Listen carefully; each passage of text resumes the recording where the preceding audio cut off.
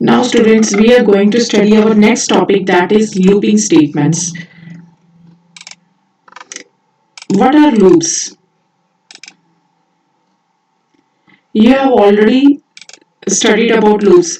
When certain set of statements need to be executed again and again, then better option is looping. ਜਦੋਂ ਵੀ ਦੇਖੋ ਬੱਚੇ ਕੋਈ set of statements ਹੈ ਜਿਹੜੀਆਂ ਨੂੰ ਆਪਾਂ ਨੂੰ ਜੇ ਕੋਈ ਸਟੇਟਮੈਂਟ ਹੈ ਉਹਨੂੰ ਤੁਹਾਨੂੰ 20 ਟਾਈਮਸ ਤੁਹਾਡੇ ਪ੍ਰੋਗਰਾਮ ਚ ਆ ਰਹੀ ਹੈ ਤਾਂ ਉਹਨੂੰ ਤੁਹਾਨੂੰ 20 ਟਾਈਮਸ ਉਹਦੇ ਵਿੱਚ ਲਿਖਣਾ ਪਏਗਾ।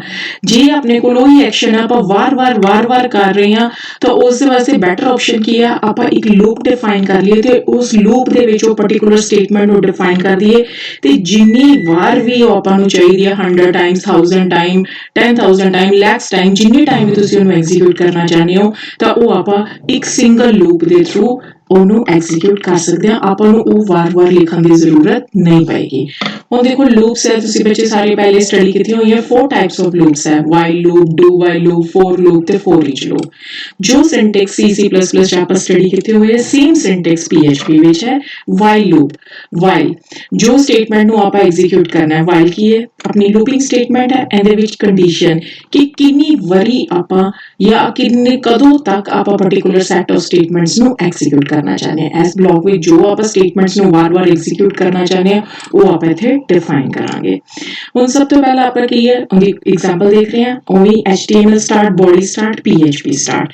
ਹੁਣ ਆਪਾਂ ਇਹਦੇ ਵਿੱਚ ਇੱਕ ਵੇਰੀਏਬਲ ਲੈ ਲਿਆ i ਦੀ ਵੈਲਿਊ ਕਿੰਨੇ ਨਾਲ ਬਰਾਬਰ ਕਰਤੀ, ਇਕੁਏਟ ਕਰਤੀ 1 ਨਾਲ ਤੇ ਵੇਰੀਏਬਲ ਵਾਸਤੇ ਆਪਾਂ ਕੀ ਲਗਾਣੇ ਆ $। ਹੁਣ ਆਪਾਂ ਕੀ ਕਰਤਾ ਹੈ ਜੋ ਕੀ ਹੈ ਕੰਡੀਸ਼ਨ ਕੀ ਲਗਾਈ ਕਿ ਆਪਣੀ ਇਹ ਲੂਪ ਜਾਂ ਸੈਟ ਆਫ ਸਟੇਟਮੈਂਟਸ ਜਿਹੜੀਆਂ ਆਪਾਂ ਐਗਜ਼ੀਕਿਊਟ ਕਰਨਾ ਚਾਹੁੰਦੇ ਆ ਉਹ ਕਿੰਨੀ ਦੇਰ ਤੱਕ ਐਗਜ਼ੀਕਿਊਟ ਹੋਣ। ਉਹ ਕੀ ਹੈ ਜਦੋਂ ਤੱਕ i ਦੀ ਵੈਲਿਊ 10 ਜਾਂ 10 ਦੇ ਇਕੁਅਲ ਹੈ ਉਦੋਂ ਤੱਕ 10 ਜਾਂ 10 ਤੋਂ ਛੋਟੀ ਹੈ ਉਦੋਂ ਤੱਕ ਉਹ ਸਟੇਟਮੈਂਟ ਐਗਜ਼ੀਕਿਊਟ ਹੋ ਜਾਏ। ਜਦੋਂ ਵੀ i ਦੀ ਵੈਲਿਊ 11 ਹੋਗੀ ਆਪਾਂ ਇਹ ਕੰਡੀਸ਼ਨ ਫਾਲਸ ਹੋ ਜਾਏਗੀ ਤੇ ਆਪਾਂ ਲੂਪ ਚੋਂ ਬਾਹਰ ਆ ਜਾਾਂਗੇ। ਇਕੋ ਕੀ ਹੈ ਫॉर ਡਿਸਪਲੇਇੰਗ ਔਨ ਦ ਸਕਰੀਨ।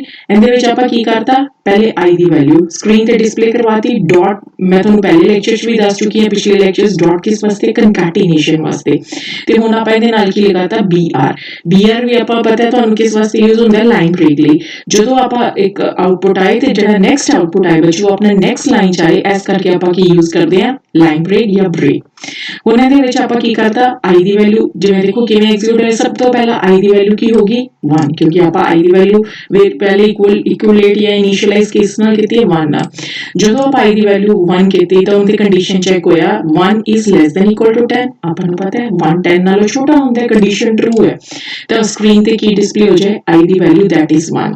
ਫਿਰ ਉਸ ਤੋਂ ਬਾਅਦ ਕੀ ਹੋ ਜਾਏ ਲਾਈਨ ਬ੍ਰੇਕ ਨੈਕਸਟ ਲਾਈਨ ਤੇ ਚਲਾ ਜਾਏ ਤੇ i++ ਆਪਾਂ ਨੂੰ ਪਤਾ ਹੈ ਕਿ ਇੱਕ ਇੰਕਰੀਮੈਂਟ ਕਰਦਾ ਹੈ ਇਸ ਲਈ i ਦੀ ਵੈਲਿਊ ਕੀ ਹੋਗੀ 2।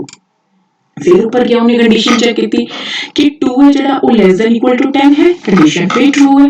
फिर उसने स्क्रीन पे की डिस्प्ले करवाता i the value that is 2। फिर लाइन ब्रेक फिर i++ i दी वैल्यू 3। इस तरह करके बच्चे ये प्रोसेस चलता रहेगा ਜਦੋਂ तक i ਦੀ ਵੈਲਿਊ ਕੰਡੀਸ਼ਨ ਟਰੂ ਹੈ ਜਾਂ i ਦੀ ਵੈਲਿਊ 10 ਜਾਂ 10 ਤੋਂ ਛੋਟੀ ਹੈ। ਹੁਣ ਦੇਖੋ ਜਦੋਂ ਆਪਾਂ ਇਸ ਸਟੇਟਮੈਂਟਸ ਵਾਰ-ਵਾਰ ਐਗਜ਼ੀਕਿਊਟ ਹੋਈਆਂ i ਦੀ ਵੈਲਿਊ ਕੀ ਹੋਗੀ 11 ਲੈਸ ਦੈਨ ਇਕੁਅਲ ਟੂ 10। ਇਹ ਕੰਡੀਸ਼ਨ ਫਾਲਸ ਹੋਗੀ ਤੇ ਆਪਾਂ ਉਸ ਤੋਂ ਬਾਅਦ ਨਾਲ ਦੀ ਨਾਲ ਲੂਪ ਚੋਂ ਬਾਹਰ ਆ ਜਾਾਂਗੇ। ਆਪਣੀ PHP ਬੰਦ, ਬੋਡੀ ਬੰਦ, HTML ਬੰਦ ਤੇ ਆਪਣੇ ਕੋਲ ਆਊਟਪੁੱਟ ਆ ਜਾਏਗਾ 1 to 10। ਆਪਣੇ ਜੋ ਆਪਾਂ ਕੋਡਿੰਗ ਕੀਤੀ ਸੀ ਉਸ ਦੇ ਅਕੋਰਡਿੰਗਲੀ ਆਪਣਾ ਆਊਟਪੁੱਟ 1 to 10 सीरीज डिस्प्ले होगी। ओके क्लियर हो मुझे? हाँ जी। नेक्स्ट बचे अपना है do while loop.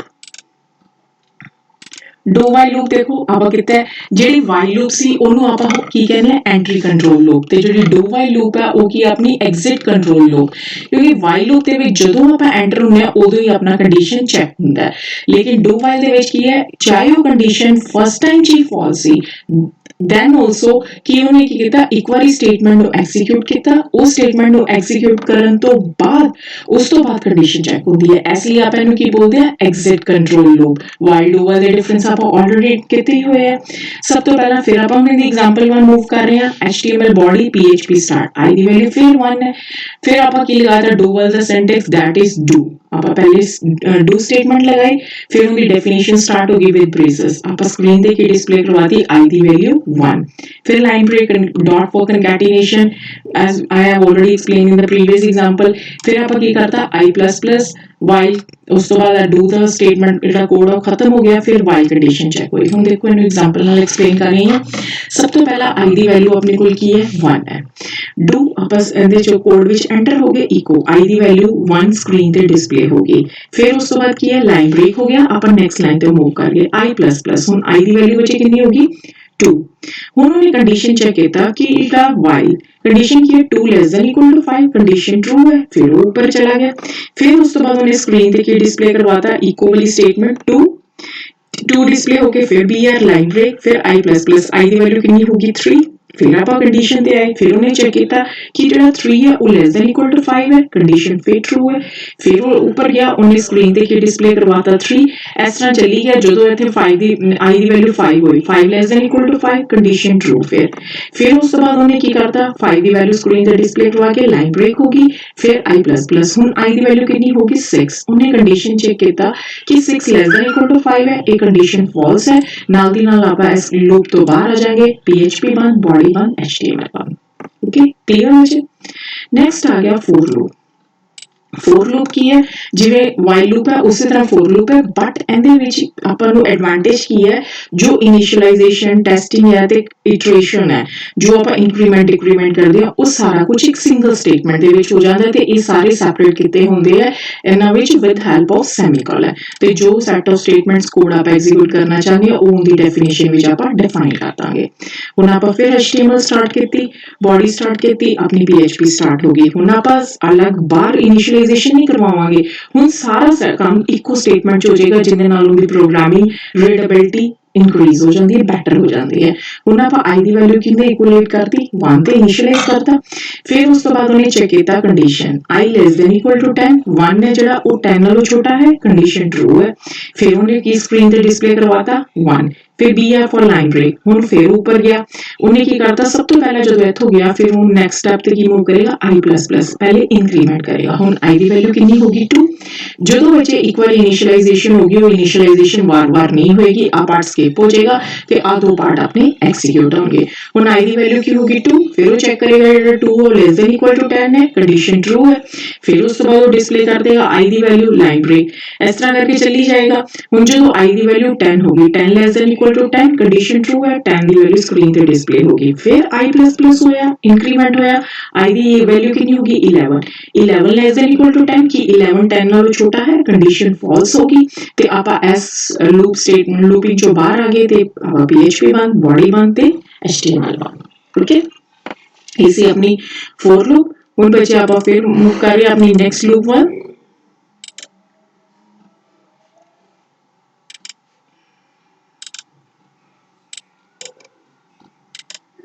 Next loop है बच्चे अपनी for each loop. For each loop देखो इट वर्क्स, देखो आप फॉर लूप कहती है ਇਹ ਲੂਪ ਆਪਣੀ ਨਿਊ ਕਨਸੈਪਟ ਹੈ ਜੋ ਤੁਸੀਂ ਪਹਿਲੇ ਨਹੀਂ ਰੀਡ ਕੀਤਾ ਹੋਇਆ। ਫॉर ਈਚ ਲੂਪ ਕੀ ਕਰਦੀ ਹੈ it works only on arrays. ਜਦੋਂ ਆਪਾਂ ਐਰੇਜ਼ ਨੂੰ ਐਗਜ਼ੀਕਿਊਟ ਕਰਨਾ ਹੈ ਉਦੋਂ ਆਪਾਂ ਪ੍ਰੈਫਰ ਕਰਦੇ ਹਾਂ ਫॉर ਈਚ ਲੂਪਸ।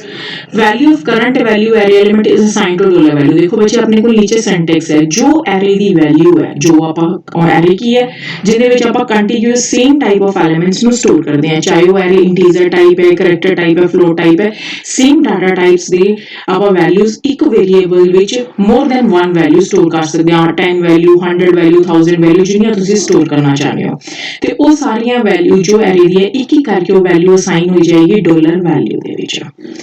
क्लियर ਤੇ array pointer moves by 1 until it reaches last element। ਦੇਖੋ ਹੁਣ ਇਹਦੇ ਵਿੱਚ ਕੀ ਜਿਹੜਾ ਐਰੇ ਦਾ ਪੁਆਇੰਟਰ ਹੈ ਉਹ ਸਿਰਫ 1 ਇੰਕਰੀਮੈਂਟ ਕਰਦਾ ਹੈ ਤੇ ਉਦੋਂ ਤੱਕ ਉਹ ਇੰਕਰੀਮੈਂਟ ਕਰਦਾ ਰਹਿੰਦਾ ਜਦੋਂ ਤੱਕ ਉਹ ਲਾਸਟ ਐਲੀਮੈਂਟ ਤੇ ਨਾ ਪਹੁੰਚ ਜਾਏ, ਮਤਲਬ ਜਦੋਂ ਤੱਕ ਆਪਣੀ ਕੰਡੀਸ਼ਨ ਫਾਲਸ ਨਾ ਹੋ ਜਾਏ। ਓਕੇ ਬੱਚੇ ਸਿੰਟੈਕਸ ਕਲੀਅਰ। ਫॉर ਈਚ, ਫॉर ਨਹੀਂ ਹੁਣ ਫॉर ਈਚ ਇਹਦੇ ਵਿੱਚ ਡਾਲਰ ਐਰੇ ਜੋ ਐਰੇ ਦੀ ਵੈਲਿਊ ਹੈ ਉਹ ਕਿਹਨੂੰ ਅਸਾਈਨ ਹੋ ਜਾਏਗੀ ਵੈਲਿਊ ਨੂੰ ਤੇ ਵੈਲਿਊ ਨੂੰ ਆਪਾਂ ਸਕਰੀਨ ਤੇ ਡਿਸਪਲੇ ਕਰੀ ਜਾਵਾਂਗੇ, ਜੋ ਉਹਦੇ ਤੇ ਕੰਪਿਊਟੇਸ਼ਨ ਕਰਨੀ ਆਪਾਂ ਕਰੀ ਜਾਵਾਂਗੇ। ਹੁਣ ਆਪਾਂ ਸਭ ਤੋਂ ਪਹਿਲਾਂ ਸਟਾਰਟ ਕੀ ਕੀਤਾ HTML ਬॉडी, PHP ਆਪਣੀ ਸਟਾਰਟ ਹੋ ਗਈ। ਆਪਾਂ ਇੱਕ ਵੇਰੀਏਬਲ ਲੈ ਲਿਆ ਕਲਰ, ਵੇਰੀਏਬਲ ਵਾਸਤੇ ਕੀ ਲਗਾ ਲਿਆ ਡਾਲਰ। ਹੁਣ ਆਪਾਂ ਐਰੇ ਬਣਾ ਰਹੇ ਹਾਂ, ਇਸ ਲਈ ਆਪਣੇ ਕੋਲ ਐਰੇ ਕਲਾਸ ਡਿਫਾਈਨ ਕੀਤੀ ਹੈ ਜਿਹਦੇ ਵਿੱਚ ਆਪਾਂ 3 ਵੇਰੀਏਬਲ ਸਟੋਰ ਕੀਤੇ, 3 ਵੈਲਿਊ ਸਟੋਰ ਕੀਤੀਆਂ ਰੈਡ, ਗ੍ਰੀਨ ਤੇ ਬਲੂ। ਕਿੰਨੀ ਮਰਜ਼ੀ ਵੈਲਿਊਜ਼ ਲੈ ਸਕਦੇ ਹੋ। ਜੋ ਇੱਥੇ ਐਗਜ਼ਾਮਪਲ ਵਿੱਚ ਮੈਂ ਐਰੇ ਡਿਫਾਈਨ ਕੀਤਾ ਉਹਦੇ ਵਿੱਚ ਬੱਚੇ ਡਿਫਾਈਨ ਕੀਤੀਆਂ 3 ਵੈਲਿਊਜ਼ ਫॉर ਈਚ ਆਪਣਾ ਐਰੇ ਦਾ ਸਿੰਟੈਕਸ, ਲੂਪ ਦਾ ਸਿੰਟੈਕਸ, ਉਸ ਤੋਂ ਬਾਅਦ ਕੀ ਲਗਾਤਾ ਡਾਲਰ ਕਲਰਸ, ਆਪਣਾ ਐਰੇ ਦਾ ਨਾਮ ਹੈ, ਜੋ ਇਹਦੀ ਵੈਲਿਊ ਹੈ ਉਹ ਕਿਹਨੂੰ ਅਸਾਈਨ ਹੋ ਜਾਏ ਵੈਲਿਊ ਨੂੰ। ਆਪਾਂ ਨੂੰ ਪਤਾ ਹੈ ਐਰੇ ਕੀ ਹੈ, ਇੰਡੈਕਸਡ ਸਟੇਟਮੈਂਟਸ ਹੈ ਜਿਹਦੇ ਵਿੱਚ ਪਹਿਲੇ 0 ਹੈ ਫਿਰ 1 ਹੈ 2 ਹੈ, 1 ਬਾय 1 ਵੈਲਿਊ ਇਹਦੇ ਵਿੱਚ ਅਸਾਈਨ ਹੋਈ ਜਾਏਗੀ ਤੇ ਆਟੋਮੈਟਿਕਲੀ ਉਹਦੇ ਵਿੱਚ ਕੀ ਹੋ ਜਾਏਗਾ ਇੰਕਰੀਮੈਂਟ ਹੋ ਜਾਏਗਾ। ਹੁਣ ਜੋ ਕਲਰ ਦੀ ਵੈਲਿਊ ਪਹਿਲੇ ਆਪਣੇ ਕੋਲ ਕਲਰ ਦੀ ਵੈਲਿਊ ਕੀ ਹੈ ਰੈਡ, ਉਹ ਕਿਹਨੂੰ ਅਸਾਈਨ ਹੋਗੀ ਵੈਲਿਊ ਨੂੰ। ਆਪ ਤੁਹਾਨੂੰ ਦੱਸਿਆ ਸੀ ਕਲਰ ਤੋਂ ਮੂਵ ਕਰਕੇ ਕਿੱਧਰ ਹੋ ਜਾਏਗੀ ਐਸ ਡਾਲਰ ਵੈਲਿਊ ਵਿੱਚ। ਫਿਰ ਆਪਾਂ ਸਕਰੀਨ ਤੇ ਡਿਸਪਲੇ ਕਰਵਾਤੀ ਵੈਲਿਊ ਡਾਲਰ ਵੈਲਿਊ, ਕਿਉਂਕਿ ਵੈਲਿਊ ਦੇ ਵਿੱਚ ਆ ਚੁੱਕੇ ਕਲਰ ਹੁਣ ਇੱਥੇ ਸਕਰੀਨ ਤੇ ਕੀ ਡਿਸਪਲੇ ਹੋ ਜਾਏਗਾ ਰੈਡ ਲਾਈਨ ਬ੍ਰੇਕ ਹੋ ਜਾਏਗੀ। ਫਿਰ ਉਹਦੇ ਵਿੱਚ ਇੰਕਰੀਮੈਂਟ ਹੋਏਗਾ, ਨੈਕਸਟ ਵੈਲਿਊ ਨੇ ਚੱਕ ਲੈਣੀ ਗ੍ਰੀਨ ਵੈਲਿਊ ਕਿਹਨੂੰ ਅਸਾਈਨ ਹੋ ਜਾਏਗੀ ਡਾਲਰ ਵੈਲਿਊ ਨੂੰ, ਫਿਰ ਆਪਾਂ ਉਹਨੂੰ ਸਕਰੀਨ ਤੇ ਡਿਸਪਲੇ ਕਰਵਾ ਦਾਂਗੇ। ਫਿਰ ਉਸੇ ਤਰ੍ਹਾਂ ਬਲੂ, ਜਦ ਤੱਕ ਉਹ ਲਾਸਟ ਐਲੀਮੈਂਟ ਤੇ ਨਹੀਂ ਪਹੁੰਚ ਜਾਂਦਾ, ਲਾਸਟ ਐਲੀਮੈਂਟ ਕੀ ਹੈ ਬਲੂ, ਉਦੋਂ ਤੱਕ ਉਹ ਸਾਰੀਆਂ ਵੈਲਿਊਜ਼ ਨੂੰ ਐਗਜ਼ੀਕਿਊਟ ਕਰੇਗਾ, ਉਸ ਤੋਂ ਬਾਅਦ ਉਹ skip ਕਰ ਜਾਏਗਾ, ਐਗਜ਼ਿਟ ਕਰ ਜਾਏਗਾ ਤੇ ਆਪਾਂ ਉਸ ਤੋਂ ਬਾਅਦ ਆਪਣੀ PHP ਬੰਦ, body ਬੰਦ, HTML ਬੰਦ। Okay ਬੱਚੇ, this is all about looping statements. Hope you have understood it. Okay ਬੱਚੇ, thank you.